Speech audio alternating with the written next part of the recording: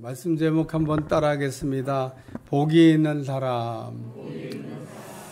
예수님께서 산 위에 올라가서 앉으시니까 제자들이 말씀을 듣기에 나왔고, 이때 예수님께서 제자들에게 그 8가지 복에 관한 말씀을 가르쳐 주셨는데, 예수님께서 하신 말씀을 종합적으로 정리하면 사람은 두 종류가 있는데, 하나는 복을 받는 사람, 또 하나는 복을 받지 못하는 사람이 있다라는 말씀입니다. 우리는 예수님이 말씀하신 것과 같이 복이 있는 사람이 되어야 될 줄로 믿습니다. 복이 있는 사람이라고 하는 게 무슨 뜻입니까? 복이 있는 사람이라고 하는 뜻은 복 담을 수 있는 사람을 뜻하는 말입니다. 왜냐하면 하나님이 복을 주셔도 전부 다 받는 게 아닙니다. 복을 담을 수 있는 그릇을 준비한 사람만 복을 담아갈 수 있다는 겁니다. 하나님이 복을 부어주시는데 복을 담을 수 있는 그릇이 없어서 못 받는다고 그러면 얼마나 억울하겠습니까? 하나님은 이스라엘 백성들을 광야로 이끌고 나가셨을 때 만나를 내려주시기를 시작하셨는데, 만나를 주시면서 몇 가지 원칙을 이렇게 가르쳐 주셨습니다. 첫째, 만나는 새벽에 주어야 된다. 그리고 매일매일 주어야 된다. 만나를 걷어다가 싸두지 말라는 겁니다. 그래서 이스라엘 백성들이 새벽에 만나를 주어러 나갔는데, 어떻게 지천에 널린 만나를 보고 사람 마음이 내일 새벽 기도 나올 거 뭐 있어, 오늘 그냥 내일 것까지 다 가져가지. 그래가지고 잔뜩 싸가지고 왔는데, 하루를 먹고 났더니 그 다음날 먹을 수가 없도록 남은 양식들은 전부 다 상해버렸다는 겁니다. 썩어버렸어요. 그래서 그 다음날 새벽에 다시 만나를 주워러 나가야 됐습니다. 근데 만약에 만나를 주워러 나가다가 깜빡했어요. 뭐를? 그릇을 들고 나간다는 걸. 그러면 그 지천에 널린 만나를 다 먹을 수 있냐? 다 먹을 수가 없는 겁니다. 그러니까 하나님이 우리에게 복을 안 주시기 때문에 복을 못 받는 게 아니고, 그릇이 없으면 복을 받을 수가 없다는 겁니다. 하나님은 우리에게 얼마만큼 복을 주시냐? 우리가 그릇을 준비한 것만큼 복을 담아 주십니다. 그러므로 우리는 하나님이 내게 주시는 복을 담기 위해서는 먼저 그릇을 준비하는 게 필요하다는 겁니다. 그러면 하나님이 우리를 이렇게 부르실 때 복 담을 수 있는 그릇 준비된 사람만 부르시나? 그건 아닙니다. 하나님은 우리를 부르셔서 복 담을 수 있는 그릇으로 만들어 가시는 거지, 부르실 때 이미 복 담을 그릇이 된 사람들만 골라가지고 부르시는 게 아니다, 그런 얘기입니다. 따라서 오늘 하나님의 교회에 나와서 말씀을 잘 들으면서 여러분이 복을 담을 수 있는 그릇을 준비해 나가시기를 주님 축원합니다. 하나님께서 이스라엘 백성들에게 광야에서 새벽마다 만나를 내려주셨듯이 오늘도 복 담을 수 있는 그릇으로 만들어 가시기 위해서 하나님이 우리에게 신령한 말씀을 공급해 주고 있는 겁니다. 요즘은 교회에 나올 수가 없어서 유튜브로 예배를 드리는 성도들이 있는데, 그분들에게 권합니다. 유튜브로 예배를 드리더라도 교회에 나오는 것처럼 신경 써서 예배를 드리셔야 한다는 겁니다. 비록 내가 지금 교회를 나갈 수 없는 형편에 유튜브로 이렇게 예배를 드리더라도 일단 예배가 시작되기 전에 채널을 딱 성광교회 그 채널을 이게 고정시키고, 그 다음에 이제 옷도 정장으로 갈아입고, 그리고 탁자 위에 헌금도 담아서 준비해 놓고, 그리고 이제 찬송이 시작되면 찬송도 따라 부르고, 말씀 듣는 시간에도 정신을 집중해서 말씀을 듣고, 마지막 축도할 때까지 잘 예배를 드려야 하나님이 받으시는 예배가 된다는 겁니다. 예배 드리다가 그냥 아기가 온다고 가서 아기도 한번 보고, 저기 보니까 밥이 막 끓고 있네, 가서 밥솥도 한번 만져보고, 이러면 안 된다는 겁니다. 예배를 하나님 받으시도록 드려야 되는 겁니다. 그리고 가급적이면 이제는 교회에 나오셔서 여러분 예배 드리기를 이렇게 힘쓰셔야 됩니다. 하나님 매주 우리에게 주시는 말씀이 뭐냐? 그게 축복인 겁니다. 여러분이 하나님 주시는 말씀을 내마로 받고 그 주시는 말씀이 내 말을 받고 여러분에게 주시는 그 말씀을 받게 되면 그 주시는 축복의 말씀으로 인해서 나도 복을 받고 남도 복을 받게 한다는 겁니다. 하나님 우리에게 복을 주시는 원칙은 나만 복 받게 하시는 게 아니에요. 세상 사람들은 자기만 복 받으면 된다고 생각하는 사람들이 간혹 있습니다. 근데 오늘 그리스도인들은 나도 복을 받고 나로 인하여 다른 사람들도 복에 받게 하는 것. 그게 하나님의 뜻입니다. 내가 하나님의 큰 섬김으로 인해 가지고 복을 받아요? 그러면 복 받는 나를 보고 야, 나도 하나님 믿고 저렇게 좀 인생을 바꿔봐야 되겠다. 그런 사람들이 생겨나야 됩니다. 그렇게 하라고 하나님께서 나를 부르셨고 그렇게 하기 위해서 나에게 복 주시려고 하는 겁니다. 오늘 예수님께서 가르쳐준 복이 무엇인지를 깨닫고 예수님 바라시고 원하시는 복 있는 사람 되시기를 축원합니다. 첫 번째 말씀은 따라 의에 갈급한 사람. 여러분 복 있는 사람이 누구냐? 의에 갈급한 사람이 복이 있는 사람이라고 예수님이 말씀하셨습니다. 마태복음 5장 6절 의에 줄이고 목마른 자는 복이 있나니 그들이 배부를 것이며. 예수님이 복 있는 사람을 말씀하면서 의에 줄인 사람, 의에 목이 마른 사람은 복이 있다. 그런데 의는 크게 두 가지가 있습니다. 하나는 자기의, 또 하나는 예수님의 의가 있습니다. 바리새인과 서기관들은 자기의로 배부름을 얻었다고 이렇게 생각을 했습니다. 따라서 바리새인과 서기관들은 의에 줄이고 목마름이 없었습니다. 왜냐하면 바리새인과 서기관들은 어렸을 때부터 율법을 다 지켜서 의인 됐다고 생각하고 이미 의인이 됐기 때문에 의에 대해서 목마름이 없었던 사람들입니다. 성경에 나오는 이 바리새인과 서기관들이 누굽니까? 바리새인은 율법을 해석하는 이 서기관이 율법을 해석하면 서기관이 해석해 놓은 그 율법을 1.1획도 어기지 아니하고 다 지키며 살기로 결심한 사람들입니다. 예수님 당시에 그 몇 명 정도 그런 바리새인이 있었냐? 약 6,000명 정도 있었다고 얘기합니다. 그러니까 이스라엘 땅에 약 6,000명 정도의 바리새인들이 서기관이 율법을 해석하면 그 율법에 1.1획도 어기지 아니하고, 그래서 이 바리새인들은 나는 어려서부터 율법을 다 지켰다는 것을 자랑하면서 살았습니다. 한마디로 율법을 철저하게 지키며 살았던 사람입니다. 그런데 예수님께서 이 바리새인과 서기관을 이렇게 들어서 말씀하시기를 너희의 의는 바리새인과 서기관보다는 나아야 된다. 그렇지 않으면 결단코 천국에 못 들어간다 그랬습니다. 마태복음 5장 20절 내가 너에게 이르노니 너희의 의가 서기관과 바리새인보다 더 낫지 못하면 결코 천국에 들어가지 못하리라. 무슨 뜻입니까? 첫 번째는 자기 의를 가지고는 안 된다고 하는 그런 말씀입니다. 바리새인과 서기관들은 율법을 전부 지켰다고 하는 걸 자랑하면서 자기 의를 자랑했지만 예수님께서 하시는 말씀, 바리새인과 서기관들이 생각하는 자기 의를 가지고는 죄인이 의인이 될 수가 없다라고 하는 겁니다.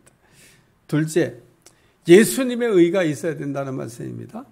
예수님께서 너희의 의가 바리새인과 서기관보다 더 낫지 아니하면 이라고 말씀하신 것은 예수님의 의가 있어야 된다. 더 나은 의, 예수님의 의가 있어야 된다고 말씀하신 겁니다. 예수님이 이 땅에 오신 목적이 무엇입니까? 예수님이 이 땅에 오신 목적은 자기 의로 의인 될 수 없는 사람들에게 예수님의 의로 의인 되게 하시기 위해서 오신 것입니다. 그러므로 우리는 예수님의 의를 얻기 위하여 추리고 목마른 사람, 갈급한 사람이 되면 예수님께서 우리에게 예수님의 의로 의에 배부른 사람이 되게 하시겠다는 겁니다. 다시 말해서 예수님의 의는 우리를 만족하게 하신다는 겁니다.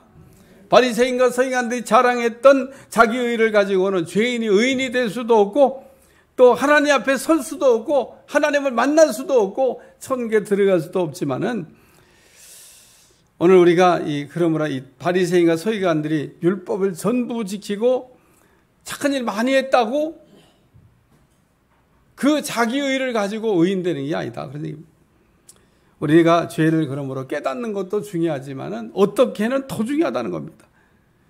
어떤 사람은 돌을 땄다가 야, 내 죄가 이렇게 많구나 하는 사실을 이게 깨달았다는 얘기를 한 적이 있습니다.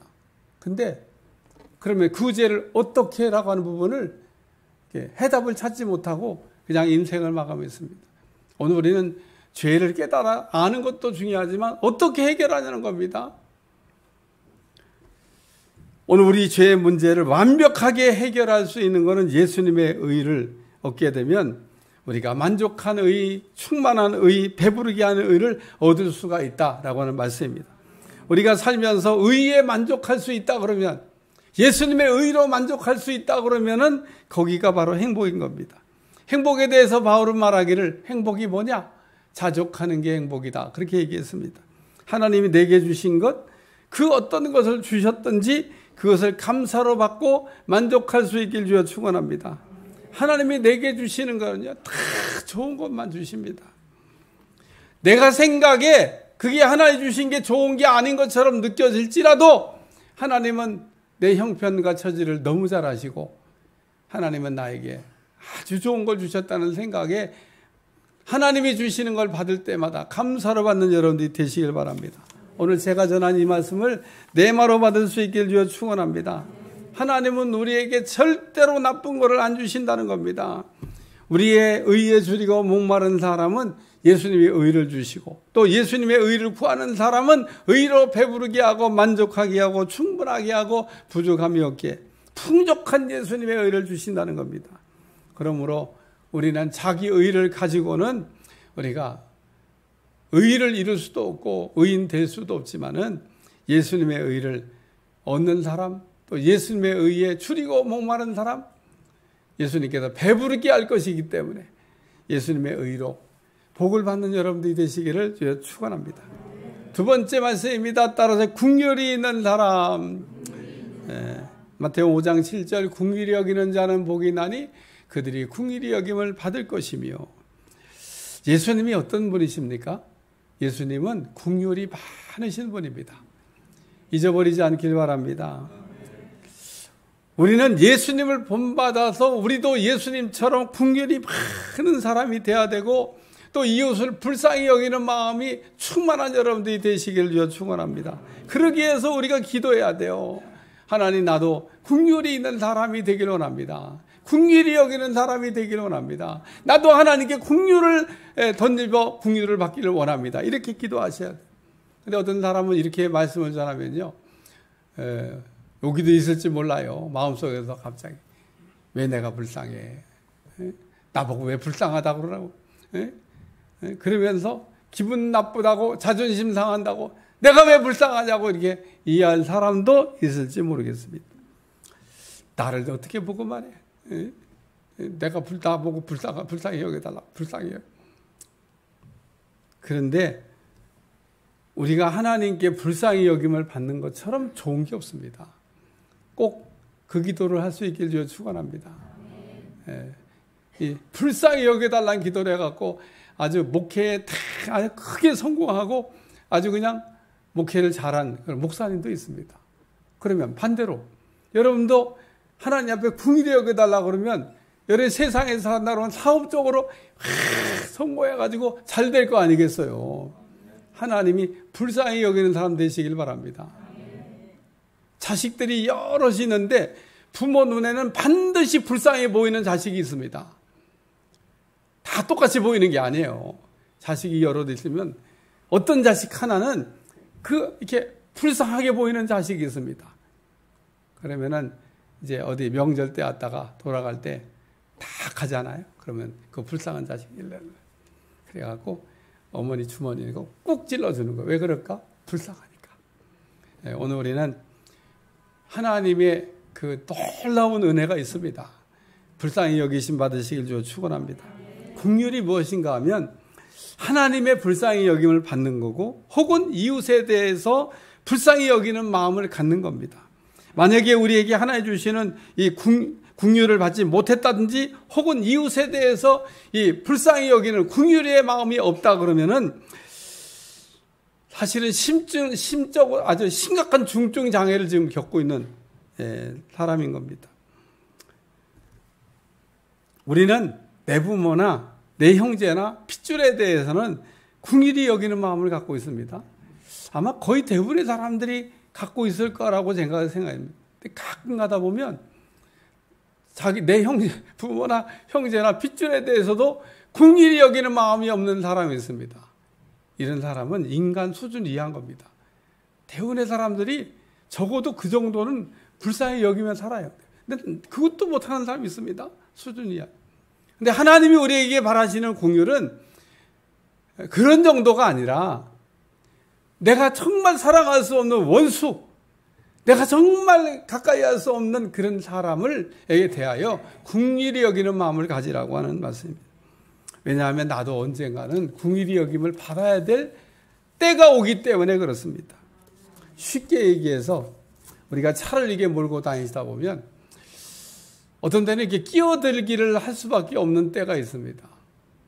바쁜 때, 위급한 때, 뭐 어떡하겠어요. 지금 바쁘고 위급한데 그렇게 하면 안 되는 거 알지만 맨 앞으로 가고 막 미안합니다.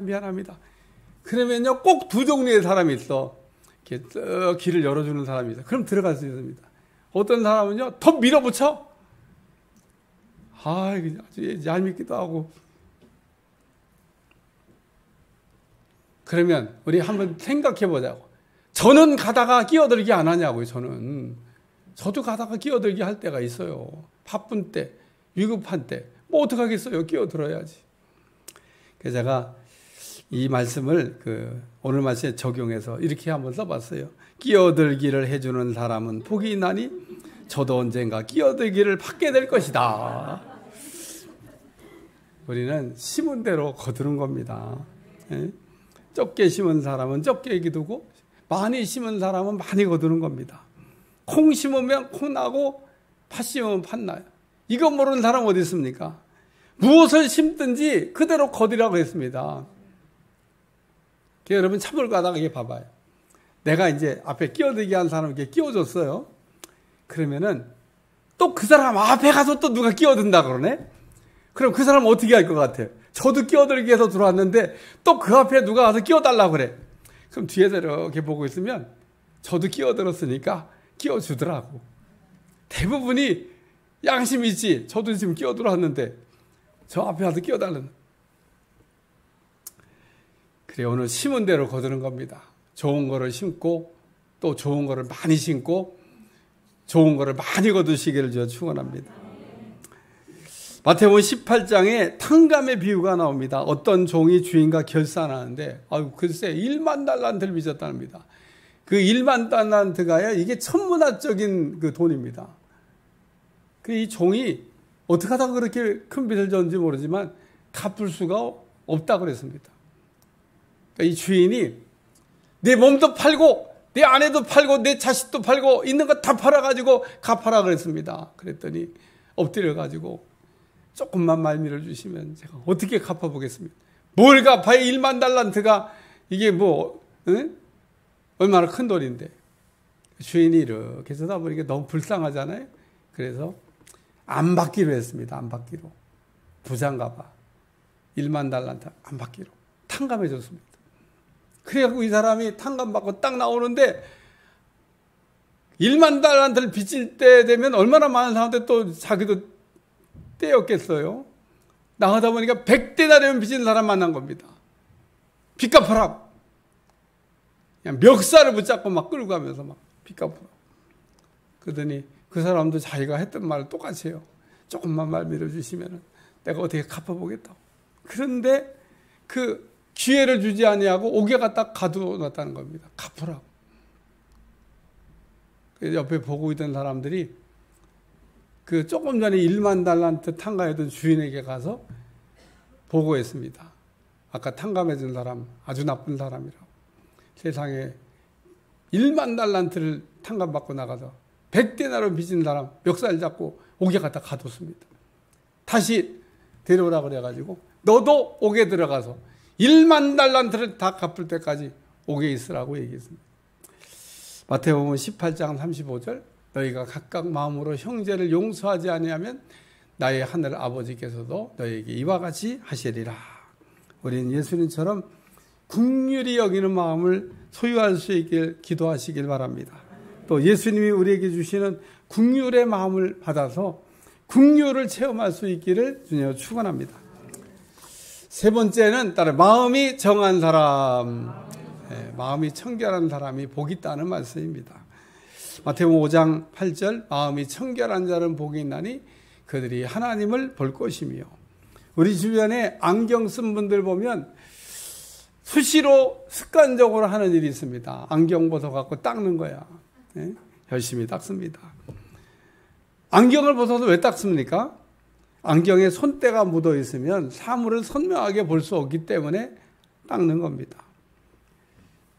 우리가 가령 색안경을 끼고 세상을 보면 어떻게 보입니까? 색안경의 색깔대로 세상이 보입니다. 그래서 이 색안경을 끼고 세상을 보는 것을 뭐라고 하냐? 편견이라고 합니다. 우리가 편견의 어떤 안경을 끼고 세상을 보면 다 세상이 그렇게 보입니다. 혹 여러분이 그 편견의 안경을 끼고 세상을 지금 살고 있는지 모르겠어요. 그거 벗으셔야 돼요. 터널을 들어갈 때 선글라스를 보세요. 그런 걸 제가 이렇게 붙인 걸 봤어요. 그렇죠. 그냥 선글라스 안 쓰고 들어가도 어두운데 말이에요. 선글라스 끼면 얼마나 더 어두워지겠어요. 터널을 들어갈 때는 선글라스를 벗으시기를 바랍니다. 그래요. 오늘 우리가 우리 그 눈에 이렇게 더러운 것들이 너무 많이 있는데 닦아내셔야 될 줄로 믿습니다. 디모데후서 2장 20절에서 21절 큰 집에는 큰 그릇과 은 그릇뿐 아니라 나무 그릇과 질 그릇도 있어.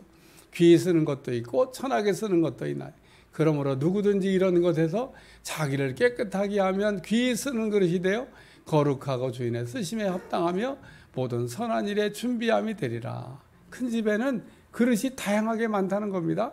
큰 그릇도 있고 은 그릇도 있고 나무 그릇도 있고 질 그릇도 있습니다.